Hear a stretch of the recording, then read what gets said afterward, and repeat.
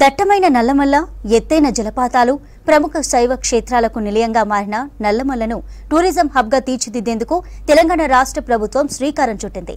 దేశం నలుమూలల నుంచి పర్యాటకులను ఆకట్టుకునేందుకు చర్యలు చేపట్టింది. ఇందులో భాగంగా మహబూబ్ నగర్ జిల్లా మంత్రులు, ఎమ్మెల్యేల బృందం 2 రోజుల పాటు పర్యటన చేపట్టింది.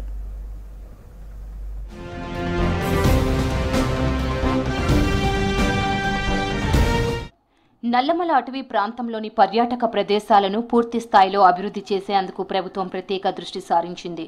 ఎకో, టెంపుల్, రివర్ టూరిజం సమూహాల అభివృద్ధి, వసతుల కల్పనపై కసరత్తు ప్రారంభించింది.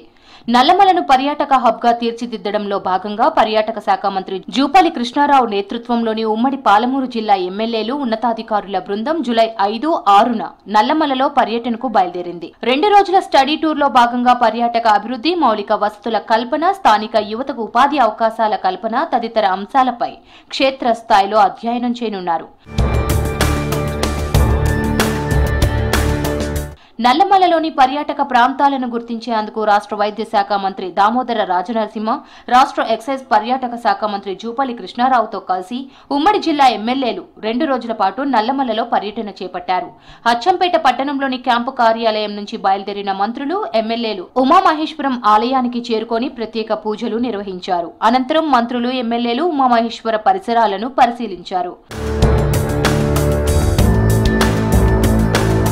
మొదటి విడతగా 50 లక్షల నిధులను మంజూరు చేస్తున్నట్లు మంత్రి జూపల్లి కృష్ణారావు తెలిపారు. ఆలయం ముందు భాగంలో ఎక్స్టెన్షన్ చేయడంతో పాటు ఇతర అభివృద్ధి పనులు చేపట్టాలని ఆదేశించారు. శ్రీశైలం వెళ్లే భక్తులు ఉమామహేశ్వరం వచ్చే విధంగా ప్రధాన రహదారిపై బోర్డులను ఏర్పాటు చేసేందుకు అధికారులు చర్యలు తీసుకోవాలని ఆదేశించారు. 2 రోజుల పాటు నల్లమలలో పర్యటించి నల్లమలలోని పురాతన ఆలయాలతో పాటు టూరిజం పరంగా అభివృద్ధి చేసే ప్రాంతాలను పరిశీలించి ఈ ప్రాంతాన్ని పర్యాటక ప్రాంతంతో పాటు ఈ ప్రాంత యువతకు ఉపాధి అవకాశాలు పెంపొందిస్తామని తెలిపారు. అనంతరం రంగాపూర్ నిరంజన్ షావలి దర్గాను మంత్రులు, ఎమ్మెల్యేలు దర్శించుకొని ప్రత్యేక ప్రార్థనలు చేశారు. ఈ కార్యక్రమంలో జిల్లా ఎమ్మెల్యేలు డాక్టర్ వంశీకృష్ణ, రాజేష్ రెడ్డి, వీర్లపల్లి శంకర్, మేఘారెడ్డి, కసిరెడ్డి నారాయణరెడ్డి, వాకిటి శ్రీహరి, మధుసూదన్ రెడ్డి, పర్యాటక శాఖ అభివృద్ధి సంస్థ ఎండీ ప్రకాష్ రెడ్డి, పురావస్తు శాఖ డైరెక్టర్ భారతి, పర్యాటక శాఖ డైరెక్టర్ ఇలా త్రిపాఠి, జిల్లా collector Badavath Santosh, SP Vaibhav Gaikwad, DFO Rohit Gopidi పాల్గొన్నారు. 75వ వన మహోత్సవంలో భాగంగా మన్ననూరు గ్రామంలోని చింతల చెరువులో గల రెవెన్యూ భూమిలో మంత్రులు, ఎమ్మెల్యేల బృందం మొక్కలు నాటారు.